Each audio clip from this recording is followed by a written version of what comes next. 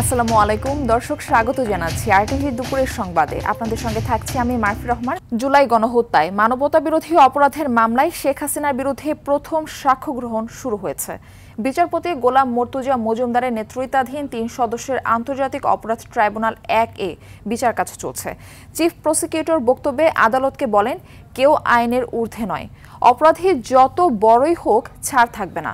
আসামির অনুপস্থিতিতে বিচার মানে ন্যায় বিচার অনিশ্চিত নয় বলে জানান তিনি। অ্যাটর্নি জেনারেল মোহাম্মদ আসাদুজ্জামান বলেন, গত ১৭ বছর ফ্যাসিবাদ কায়েম করে মুক্তিযুদ্ধের নামে মানুষের কাছে ভুল বার্তা দেওয়া হয়েছে। শেখ হাসিনা ছাড়াও এই মামলায় আসামি সাবেক স্বরাষ্ট্রমন্ত্রী আসাদুজ্জামান খান কামাল ও সাবেক আইজিপি চৌধুরী আব্দুল্লাহ আল মামুন। ৩ জন আসামির বিরুদ্ধে এই বিচার অতীতের হিসাব নিকাশ নয়, বরং ন্যায় বিচার, আইনের শাসন, মৌলিক মানবাধিকার সুরক্ষার প্রতি আমাদের সম্মিলিত অঙ্গীকার রক্ষার এক দৃপ্ত পদক্ষেপ। আজ এই আদালত বসেছে সাবেক স্বৈরশাসক শেখ হাসিনার শাসনামলে সংগঠিত সবচেয়ে ভয়াবহ অপরাধগুলোর বিচার করতে। কোনো ব্যক্তি যত উঁচু পদে আসীন হন না কেন, কিংবা তার ছায়া যতই দীর্ঘ হোক না কেন, সে আইনের ঊর্ধ্বে নয়। আজ আমরা এই ট্রাইব্যুনালের কাছে নিবেদন করছি যেন দোষীদের সঠিক জবাবদিহিতা নিশ্চিত করা হয় এবং বিচার ব্যবস্থার প্রতি জনগণের আস্থা পুনরুদ্ধার করা হয় এবং গোটা বিশ্বকে এই বার্তা দেওয়া হয় যে অপরাধীরা যত বড়ই হোক তার জন্য বিন্দুমাত্র ছাড় থাকবে না। আমাদের এখানে ইপস অ্যান্ড বার্টসের কোনো প্রশ্ন নাই।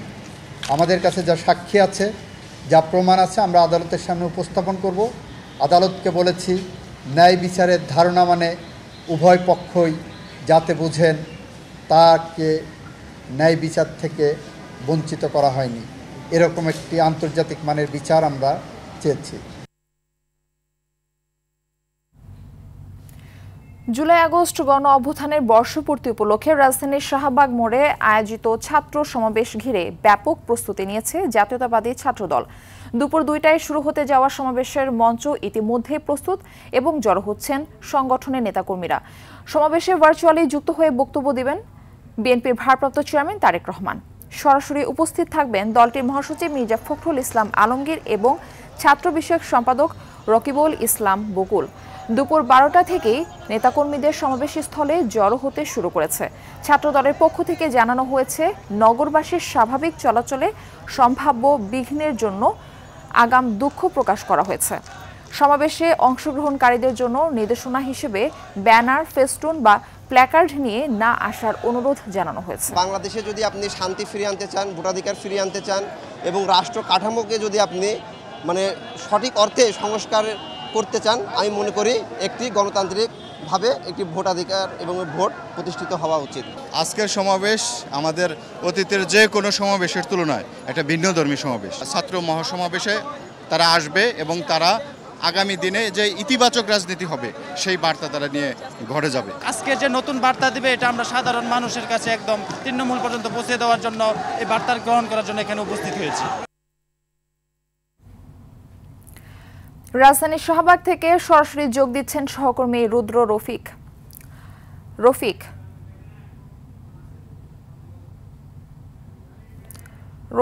নিশ্চয়ই শুনতে পাচ্ছেন।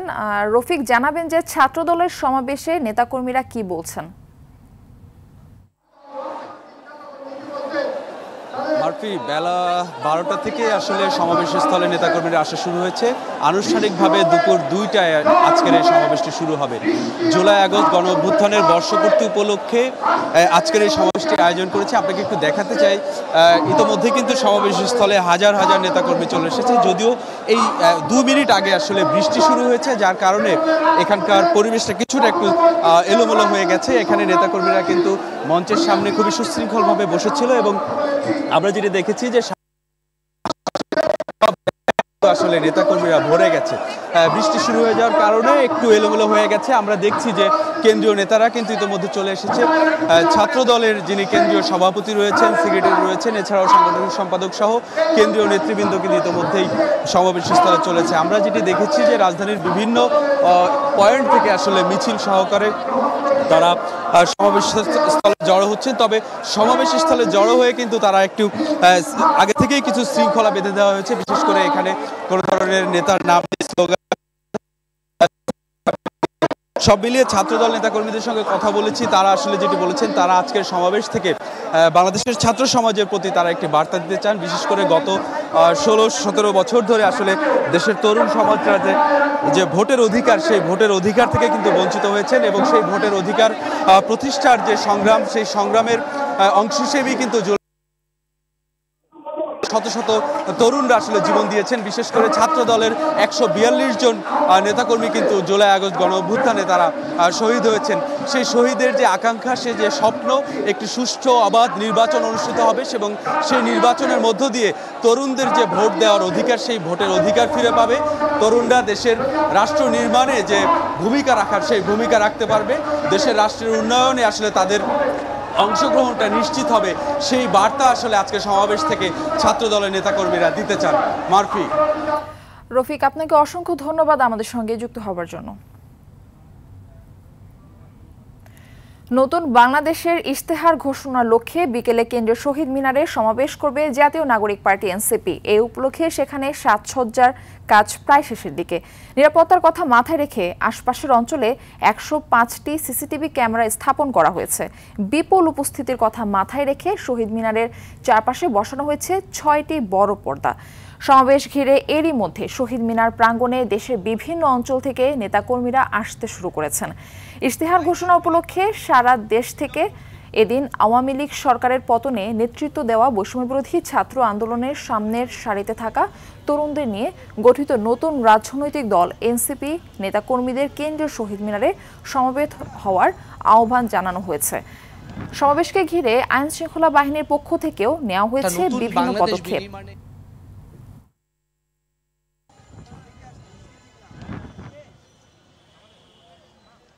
নতুন বাংলাদেশ বিনির্মাণে যে পাটাতন, সেটা আসলে কি হতে পারে? সেখানে আপনি প্রবাসীদের যে অধিকার, আমরা জুলাই গণঅভ্যুত্থানে দেখেছি প্রবাসীরা কিভাবে রোল প্লে করেছে, একটা উন্নত পররাষ্ট্রনীতি। বিশেষ করে আমাদের জুলাই গণঅভ্যুত্থানে যারা আন্দোলন সংগ্রামের সম্মুখ সারিতে ছিলেন, তারা কিন্তু আধিপত্যবাদের বিরুদ্ধে আন্দোলনে কিন্তু তারা সোচ্চার ছিলেন। এবং আগামীর বাংলাদেশে আমাদের যে সমুদ্র অর্থনীতি এবং সাথে সাথে তরুণদের যে আত্মমর্যাদাপূর্ণ যে একটা মানসম্মান, একটা জীবিকা নির্বাহের যে ব্যাপারটা, একটা বিশাল তরুণ জনগোষ্ঠীর, সেই তাদের সেই হিস্সাটা নিশ্চিত করা আজকের এই ইশতেহারে থাকবেন। কেন্দ্রীয় শহীদ মিনার থেকে সরাসরি যুক্ত হচ্ছেন সহকর্মী সাকিবুর রহমান। সাকিব, জানাবেন যে এনসিপির সর্বশেষ অবস্থান এখন কোথায়?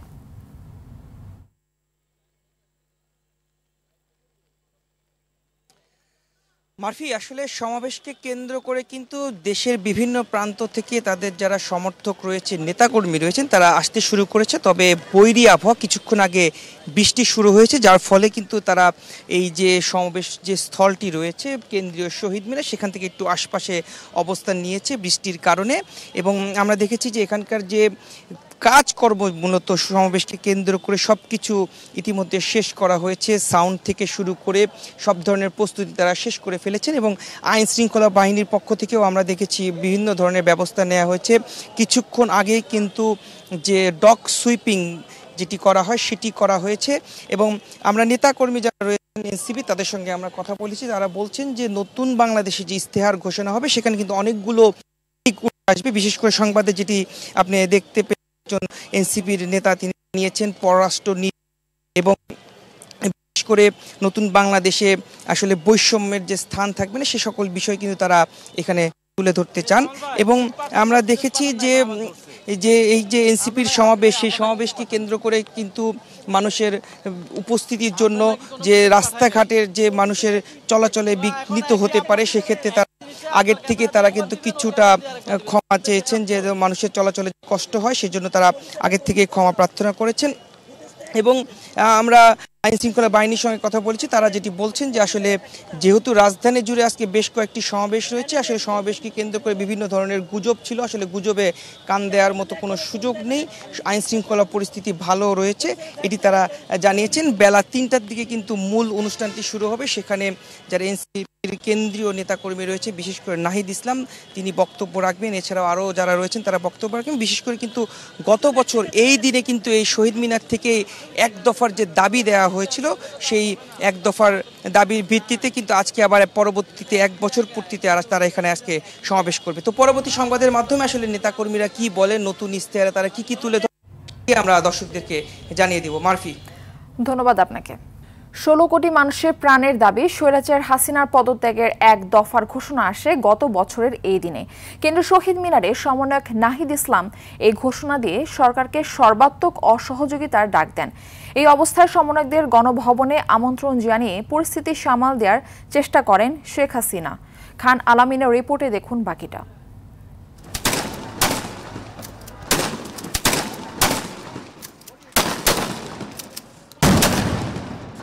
অনিশ্চয়তায় ভরপুর প্রতিটি নির্ঘুম রাত পেরিয়ে আসে নতুন ভোর, কিন্তু সেই ভোরও রক্তাক্ত। রক্তের হোলি খেলায় মত্ত ফ্যাসিস্ট শেখ হাসিনার নির্দেশে কেড়ে নেওয়া হয় শত শত ছাত্র জনতার প্রাণ।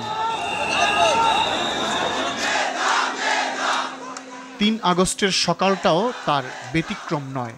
রাজধানীসহ দেশের বিভিন্ন প্রান্ত বৈষম্য বিরোধী ছাত্র আন্দোলনের 9 দফা দাবিতে যুদ্ধাবস্থা।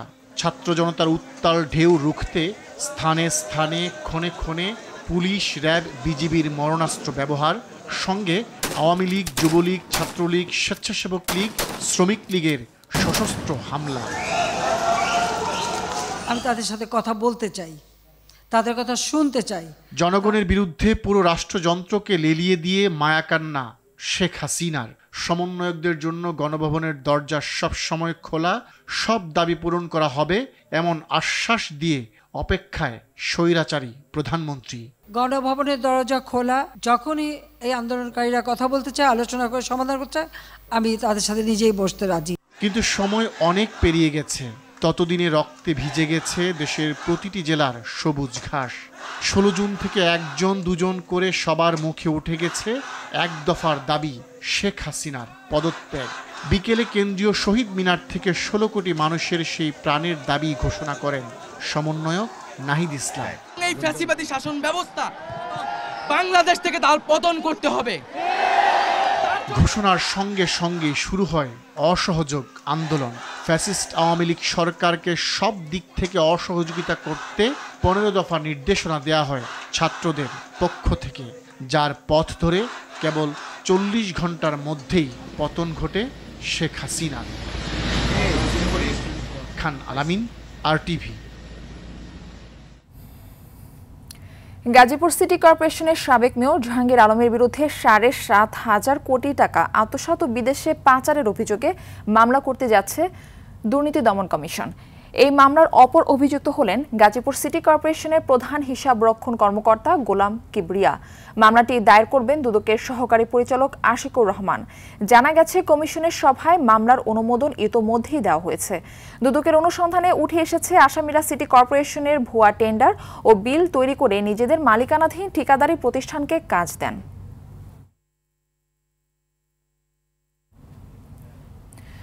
সব করদাতার জন্য অনলাইনে আয়কর রিটার্ন জমা দেওয়া বাধ্যতামূলক করেছে জাতীয় রাজস্ব বোর্ড NBR। আজ এক সংবাদ বিজ্ঞপ্তিতে এই কথা জানিয়েছেন NBR। আগামীকাল সোমবার থেকে অনলাইনে রিটার্ন দেওয়া যাবে। NBR জানায়, বর্তমান 1,12,00,000-এর মতো কর শনাক্তকরণ নম্বরধারী TIN আছে। তাদের মধ্যে প্রতি বছর মাত্র 40 লাখের মতো রিটার্ন দেন। বিজ্ঞপ্তিতে বলা হয়েছে, 65 বছরের বয়সী, বিশেষ চাহিদা সম্পন্ন, বিদেশে অবস্থানরত বাংলাদেশি অথবা মৃত করদাতার পক্ষে আইনগত প্রতিনিধি ছাড়া সারা দেশের সব শ্রেণী করদাতার অনলাইনে আয়কর রিটার্ন দাখিল বাধ্যতামূলক করা হয়েছে। সর্বশেষ কর বর্ষে প্রায় 16 লাখ করদাতা অনলাইনে রিটার্ন জমা দিয়েছেন বলে জানিয়েছেন জাতীয় রাজস্ব বোর্ড।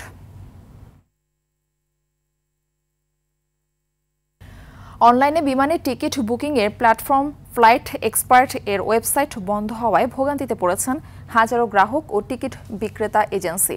অগ্রিম টিকিট বুকিংয়ের জন্য অর্থ পরিশোধ করেছিলেন তারা। ভুক্তভোগীদের অভিযোগ, প্রতিষ্ঠান বন্ধ করে দিয়ে মালিকপক্ষ দেশ ছেড়েছে। এতে গ্রাহক ও সরবরাহকারীদের কোটি কোটি টাকা ফেরত পাওয়া নিয়ে অনিশ্চয়তা তৈরি হয়েছে।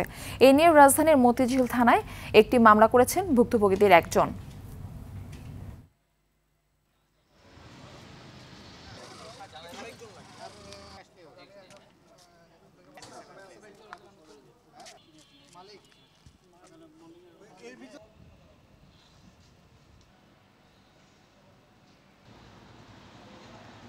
টিকিটগুলো যেন রিফান্ড করে না ফেলা হয় এবং আমাদের যেই টাকাটা আটকায় গেছে এই টাকাটা যেন আমরা পুনরুদ্ধার করতে পারি, এটাই আমাদের দাবি। আজকে টিকিট করছি, এটা আগামী সপ্তাহ বা 10 দিন পর তাদের ফ্লাইট, সেই টিকিটগুলো যেন তারা ক্যান্সেল না করে, যাতে নেক্সট ফ্লাইটগুলো ক্ষতিগ্রস্ত আমরা কিংবা প্যাসেঞ্জার কেউ যেন ক্ষতিগ্রস্ত না হয়, সেই জিনিসটা ধরে আমরা মামলাটা দিচ্ছি। হয় আপনার গ্রাহক ভুক্তভোগী, না হয় যারা সেলসে আছে তারা ভুক্তভোগী, মাঝখান দিয়ে যারা নিয়ে যায় টাকা তারাও বাঁচে। সরকার এই ব্যাপারে কোনো ধরনের কড়া যদি পদক্ষেপ না নেয় তো ইন ফিউচারে যারা এই ট্রেডে আছে তারা মনে হয় না যে তারা মানে ভবিষ্যতে এই ট্রেডের প্রতি ভালো কিছু আশা করবে এবং কি এগিয়ে যেতে পারবে। যুদ্ধ বিমান বিধ্বস্তের 12 দিন পর খুলল রাজধানীর উত্তরার Milestone School and College. Campus খুললেও কোনো ক্লাস হয়নি, নেই আগের মতো সেই হই হুল্লোড়, চারদিকে নিস্তব্ধতা। সকালে নবম থেকে দ্বাদশ শ্রেণীর কিছু শিক্ষার্থী ও অভিভাবক ক্যাম্পাসে আসেন। বেলা 11টার দিকে স্মরণসভা ও দোয়া মাহফিল হয় প্রতিষ্ঠানটিতে। পরে শিক্ষার্থীদের সঙ্গে কুশল বিনিময় করেন শিক্ষকরা। গত 21শে জুলাই ভয়াবহ বিমান বিধ্বস্তের ঘটনায় স্কুলটিতে 34 জন নিহত হয়, আহত হয় 1.5 শতাধিক মানুষ। হতাহতরা স্কুলটির শিক্ষার্থী ও অভিভাবক।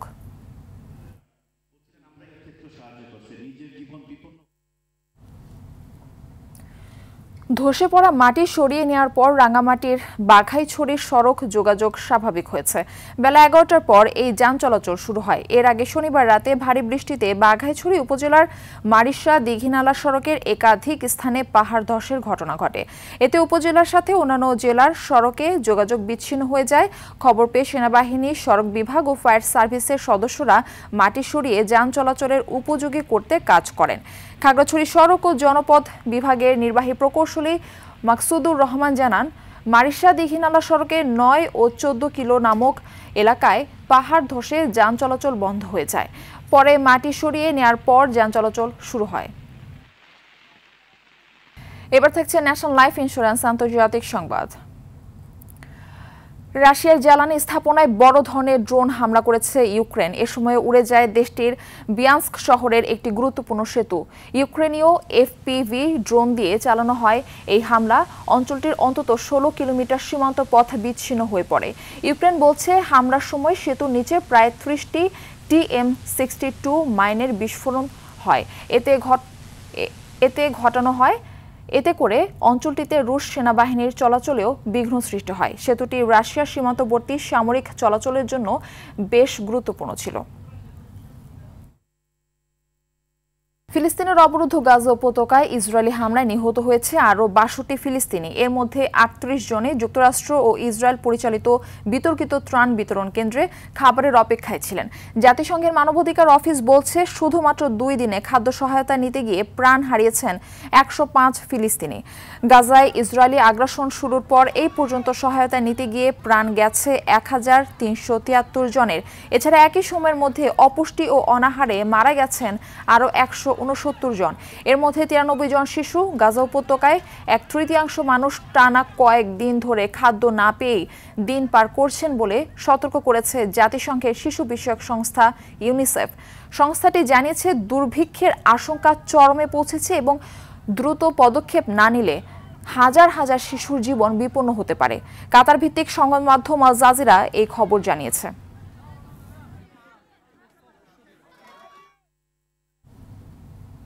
এদিকে গাজায় সাধারণ ফিলিস্তিনিদের উপর অস্ত্রের ব্যবহার ঠেকাতে ইসরায়েলের উপর অস্ত্র নিষেধাজ্ঞা বহাল রাখার ঘোষণা দিয়েছে কানাডা।